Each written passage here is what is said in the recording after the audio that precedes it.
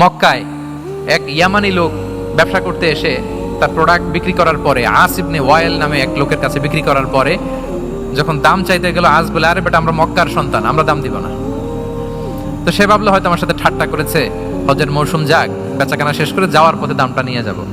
সে ফেরার দিন আবার গেল যে আমার তো জিনিসের দামটা আপনি দিলেন না। সে বলে, আমরা এই ভূখণ্ডের মালিক, আমরা দাম দেই না, এটা তো বড় জুলুম। সে কান্নাকাটি শুরু করলো।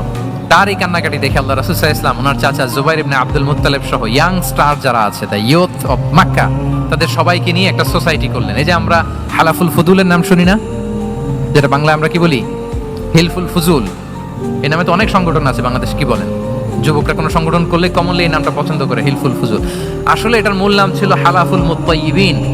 তিব মানে হচ্ছে রং। রাসূল সাল্লাল্লাহু আলাইহি ওয়াসাল্লাম সবাই মিলে, তখন জাহিলি যুগে একটা কালচার ছিল, বালতি ভর্তি রঙের ভেতরে হাত ঢুকিয়ে দিত, দিয়ে এই রং সমেত হাতটা তারা পাথরের মধ্যে লাগাতো, সবার হাত ওইখানে দিত, মানে আমরা হাতে হাত রেখে কমিটেড, আমরা ঐক্যবদ্ধ হলাম। সেখান থেকে হয়েছে হালাফুল মুত্তাইয়িবিন থেকে হালাফুল ফুজুল। ওনারা বলল যে না, আমরা সবাই থাকবো মা আল মাজলুমি দিদ্দা যালিম, আমরা মজলুমের পক্ষে থাকবো, জালিমের বিপক্ষে থাকবো।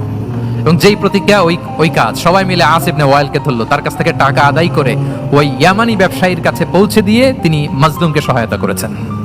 সুবহানাল্লাহ। এবং এই টেন্ডেন্সি, এই জুলুম, চাঁদাবাজি যেগুলো ছিল মক্কার জমিনে, রাসূল সাল্লাল্লাহু আলাইহি ওয়াসাল্লাম এই সোশ্যাল রিফর্মের মাধ্যমে এটাকে সংস্কার